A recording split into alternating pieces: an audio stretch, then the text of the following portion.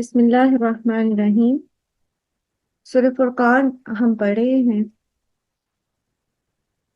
جو لوگ ہمارے حضور پیش ہونے کا اندیشہ نہیں رکھتے، یعنی جن کا قیامت کے اوپر ایمان نہیں ہے، وہ کہتے ہیں کیوں نہ فرشتے ہمارے پاس بھیجے جائیں یا پھر ہم اپنے رب کو دیکھیں۔ یہ وہی کہہ سکتا ہے جس کو اپنے رب کی معرفت نہیں ہوتی۔ بڑا گھمنڈ لے بیٹھے ہیں یہ اپنے نفس میں، اور حد سے گزر گئے ہیں یہ اپنی سرکشی میں۔ جس روز یہ فرشتوں کو دیکھیں گے، وہ مجرموں کے لیے کسی خوشی کا دن نہ ہوگا۔ وہ چیخ اٹھیں گے کہ اللہ کی پناہ، اور جو کچھ بھی ان کا کیا دھرا ہے اسے لے کر ہم غبار کی طرح اڑا دیں گے۔ سارے کام دنیا میں جو بھی نیکی کے کام انہوں نے کیے ہوں گے، چونکہ وہ اللہ کی رضا کے لیے نہیں کیے ہوں گے، تو ان کا کوئی فائدہ نہیں ہوگا، اور ان کو راکھ کی طرح کر دیا جائے گا۔ جیسے راکھ کو ہوا اڑا لے جاتی ہے اور بکھیر دیتی ہے، اور راکھ کا کوئی وزن نہیں ہوتا۔ کتنی بھاری لکڑی ہوتی ہے، جب آپ اس کو جلاتے ہیں جل کے وہ راکھ بن جاتی ہے، تو پھر اس کا کچھ بھی وزن نہیں ہوتا۔ اسی طرح یہ لوگ ساری زندگی تھکتے رہیں گے، کام کرتے رہیں گے، لیکن چونکہ وہ کام انہوں نے اللہ کی رضا کے لیے نہیں کیے تھے، دنیا کی خاطر کیے تھے، دنیا میں نیک نامی کے لیے یا دنیا میں اپنا مقام بنانے کے لیے، تو قیامت کے دن ان کا کوئی وزن نہیں ہوگا۔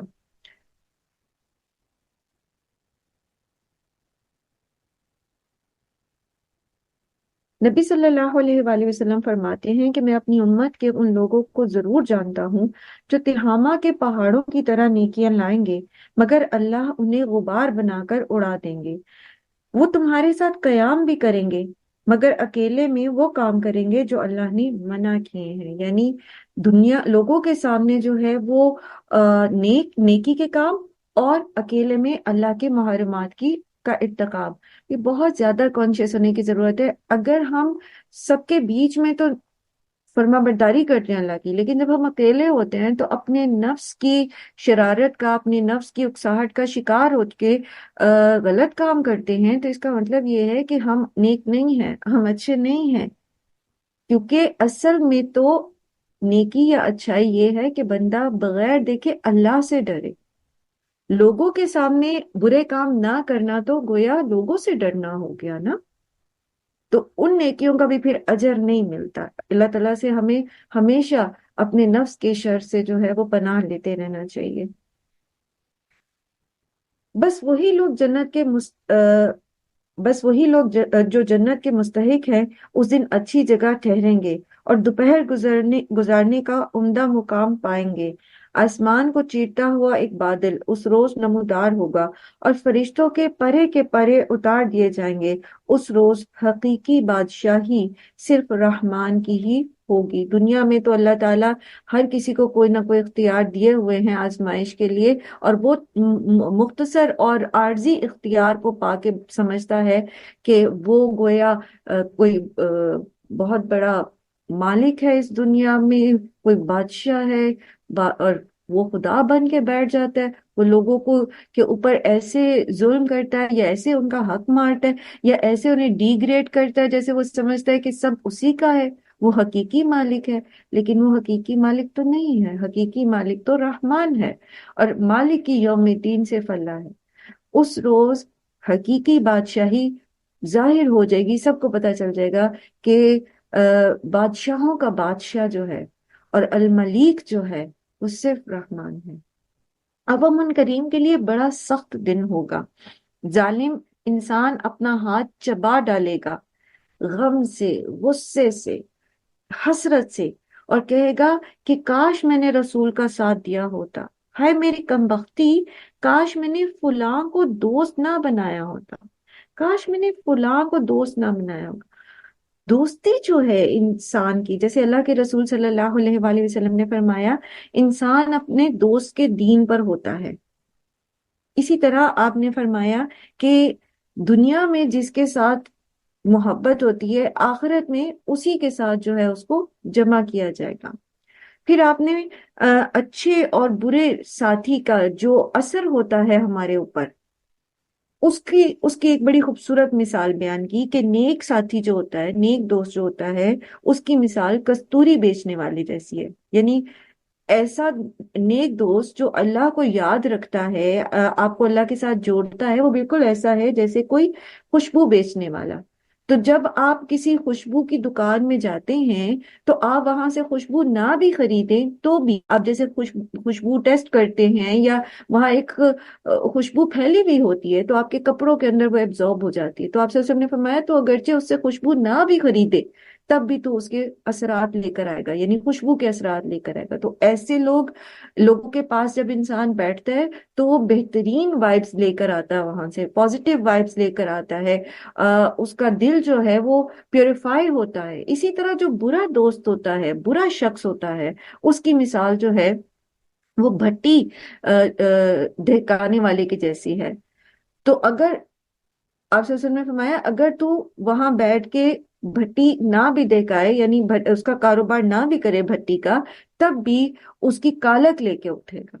یعنی آپ جب ایسی جگہ پہ جاتے ہیں جہاں مثلاً اگر بھٹی کو آپ امیجن نہیں کر سکتے، بہت بڑی جو اوون ہوتے ہیں، اگر آپ اس کو نہیں بھی امیجن کر سکتے تو آپ دیکھیں کہ جو چولہوں میں آپ کوئلہ جلاتے ہیں یا انگیٹھی جلاتے ہیں تو اس کی ایک مہک ہوتی ہے. مہک تو مطلب ایک اسمیل ہوتی ہے، اور اس کے ساتھ ساتھ آپ اس کو ہاتھ ذرا سا لگاتے ہیں تو آپ کے ہاتھ پہ کالک لگ جاتی ہے، اور سم ٹائم آپ اٹھتے ہیں تو آپ کو پتہ بھی نہیں چلتا، اور آپ کے کپڑوں کے اوپر بھی کالک لگی ہوئی ہوتی ہے. اسی طرح برا دوست جو ہوتا ہے وہ غیر محسوس طریقے سے اس کی بری سوچ اور اس کا برا عمل جو ہے وہ ہمیں متاثر کرتا ہے، ہماری سوچ کو بدل دیتا ہے، اور پھر ہمارے عمل کو بھی بدل دیتا ہے. پہلے بھی بارہا ہم اس چیز کا ذکر کر چکے ہیں. دیکھیں قیامت کے دن انسان حسرت کرے گا کہ یا ویلتا لم اتخذ فلانا خلیلا لقد اضلنی عن الذکر بعد اذ جاءنی. اس نے مجھے اللہ کے ذکر سے یا دہانی سے بھٹکا دیا جبکہ میرے پاس وہ آ چکا تھا. تو یہ سوچنا کہ ہم تو بہت قرآن پڑھنے والے ہیں اور ہم تو بہت کوئی ایک زوم ہوتا ہے کہ نہیں میں تو اپنی سوچ میں فکر میں بہت پکی ہوں اور میرے اوپر تو کسی کا اثر نہیں ہوتا. تو یہاں پر اس کا دیکھیں ذکر کیا جا رہا ہے کہ مجھے اس کے بعد کہ میرے پاس نصیحت آ گئی تھی پھر بھی اس برے شخص کی صحبت سے میرے افکار بدل گئے اور میں برائی میں مبتلا ہو گیا. اور اب آج کے دور میں یہ جو صحبت ہے یہ صرف فزیکل نہیں رہ گئی، یہ ورچوئل بھی ہو گئی ہے. فیس بک فرینڈز، انسٹا فرینڈز، اور اسی طرح واللہ عالم اور کون کون سی چیزیں ہیں جس کے ساتھ جو ہے ایک بہت سارے لوگوں کے ساتھ انٹریکشن ہوتی.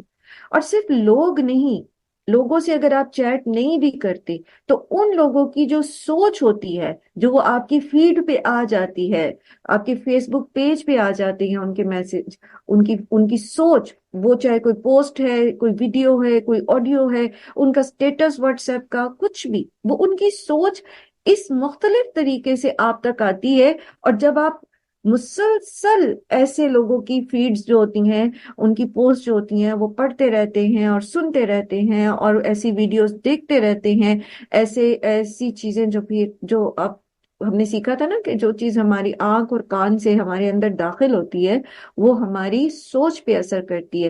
اور جتنا زیادہ کوئی چیز مسلسل ایک چیز جو ہے وہ جاتی جائے گی ہمارے اندر، جیسے ایک پتھر پہ مسلسل پانی کا قطرہ پڑتا رہے تو وہ اس کے اندر شگاف کر دیتا ہے. اسی طرح جو چیز آپ مسلسل دیکھتے ہیں، سنتے ہیں، وہ چاہے کسی کا تبصرہ ہے. آپ دیکھیے کہ میڈیا وار کیا چیز ہوتی ہے. میڈیا وار یہی تو ہوتا ہے کہ آپ کو مسلسل ایک بات کہتے جاتے اب جس چینل کو ٹیون کرتے ہو وہی وہ بات ہو رہی ہوتی ہے، یہاں تک کہ آپ کی وہی سوچ بن جاتی ہے. اسلامو فوبیا کہاں سے نکلا ہے؟ سارا ویسٹرن میڈیا اس کے اوپر اکٹھا ہو گیا کہ ایک ہی بات انہوں نے کرنی ہے کہ اسلام جو ہے وہ ٹیررسٹ دین ہے اور مسلمان جو ہیں وہ ٹیررسٹ ہیں، اور وہ کرتے رہے حتیٰ کہ لوگ کہتے ہیں کہ ہم نے اسلام کا نام ہی ٹیررزم کے ساتھ سنا ہے. ہمیں تو پتہ ہی نہیں ہے کہ قرآن میں یہ بھی ہے اور وہ بھی ہے. ہمیں تو یہ پتہ ہی نہیں کہ مسلمان اتنے اچھے بھی ہوتے ہیں. ہمیں تو یہ پتہ ہے کہ جب وہ اللہ اکبر کہتے تو اس کے بعد وہ بلاسٹ کر دیتے. یہ لٹرلی یہ لوگوں کے منہ کی کہی ہوئی باتیں ہیں.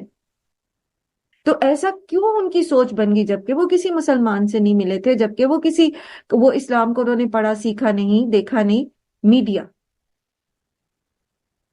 میڈیا وہ چیز ہے جو سچ کو جھوٹ اور جھوٹ کو سچ کر کے دکھا دیتا ہے، اور ہم جب مسلسل اس کو دیکھتے رہتے ہیں تو پھر ہم جھوٹ کو سچ تسلیم کر لیتے ہیں. اور یہی چیز ہے، یہ چیز یا ویلتا لیتنی لم اتخذ فلانا خلیلا. اب یہ آج کے دور میں ضروری نہیں ہے کہ وہ کوئی شخص ہی ہے جس کی دوستی ڈیمیج کرے گی ہمیں، بلکہ یہ ساری چیزیں، یہ کنونشنل میڈیا بھی اور یہ سوشل میڈیا بھی، یہ بھی ہمیں اتنا ہی بڑا ڈیمیج دے سکتے ہیں کہ لقد اضلنی عن الذکر بعد اذ جاءنی، کہ ہمیں پتہ بھی ہے، ہمارے پاس اللہ کی نصیحت موجود بھی ہے، ہم قرآن پڑھتے پڑھاتے بھی ہیں، لیکن جب مسلسل اس کو دیکھتے سنتے سوچتے رہتے ہیں تو پھر ہماری سوچ اس کی طرف جانا شروع ہو جائے گی، ہمارا عمل بدلنا شروع ہو جائے گا. اللہ تعالیٰ ہم سب کو اپنی پناہ میں رکھے. اور پھر وہ جنہوں نے قرآن پڑھا ہی نہیں، سنا ہی نہیں، وہ تو ہر اس چیز کو لے لیں گے. ان کے تو جگہ خالی نا. فطرت کا قانون ہے نا کہ جو جگہ خالی ہے اس کو پر کرنے کے لیے دوسری چیز آ جائے گی.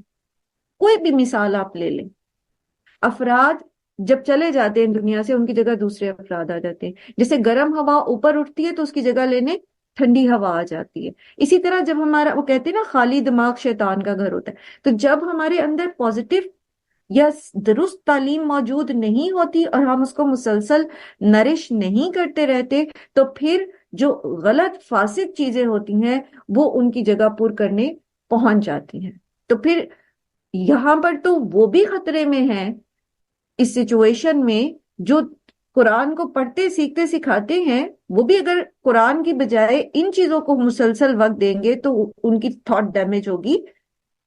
تو کجا پھر ان کا کیا حال ہوگا جن کا کوئی مائنڈ سیٹ ہی نہیں بنا ہوا پہلے.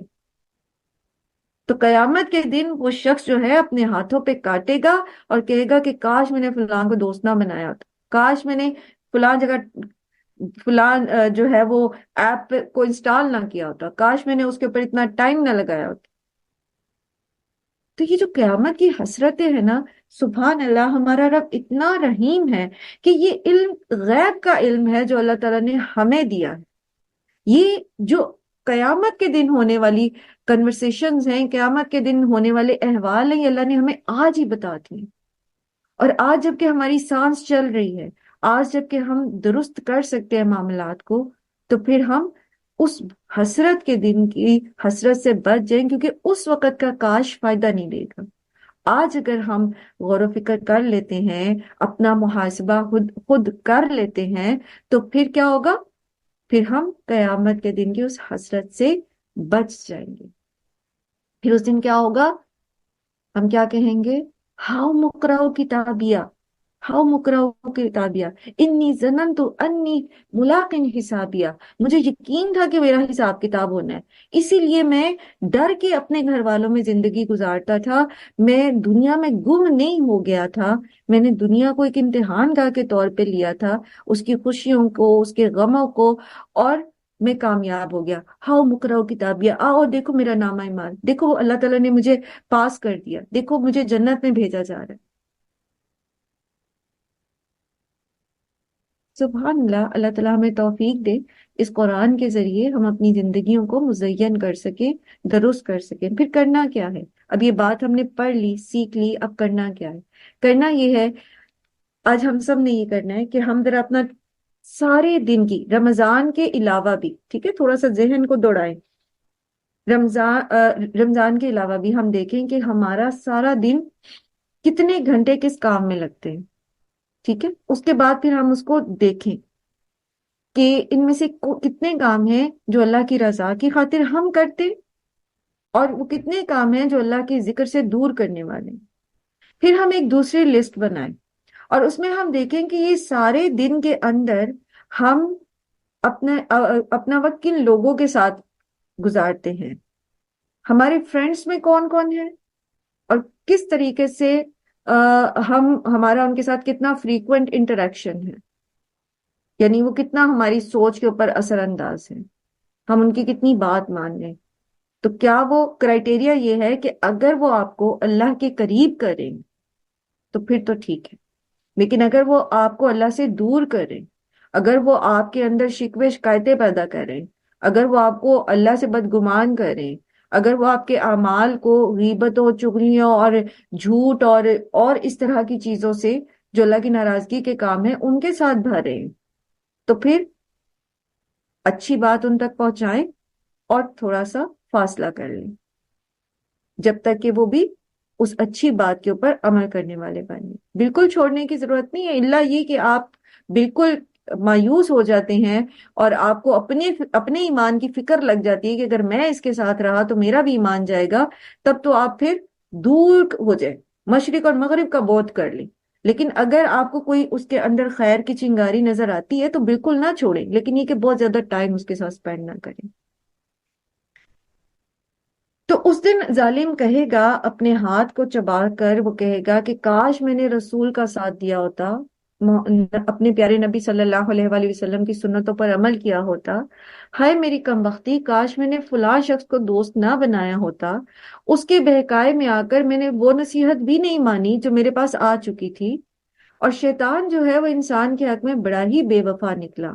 اور رسول صلی اللہ علیہ وآلہ وسلم کہیں گے، نبی صلی اللہ علیہ وآلہ وسلم اس وقت کہیں گے یا ربی انا قوم اتخذوا ھذا القرآن مہجورا.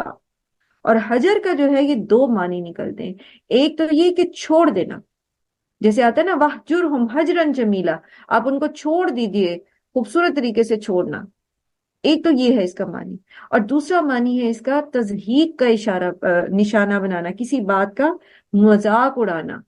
تو بینگ اے مسلم ہم قرآن کا ویسے تو نعوذ باللہ توہین تو نہیں کرتے، مذاق تو نہیں اڑاتے، لیکن اپنے عمل کے ذریعے ہم ضرور اس کا مذاق اڑاتے کہ اللہ کے احکامات تو قرآن کے اندر یہ ہیں اور ہمیں پرواہ نہیں کہ وہ کیا ہے. تو قرآن کو یا تو چھوڑ ہی دیا. اب دیکھیں یہ محمد صلی اللہ علیہ وآلہ وسلم ہیں جن کی شفاعت کے اوپر ہم سب کو امید ہے کہ وہ ہماری سفارش کریں گے.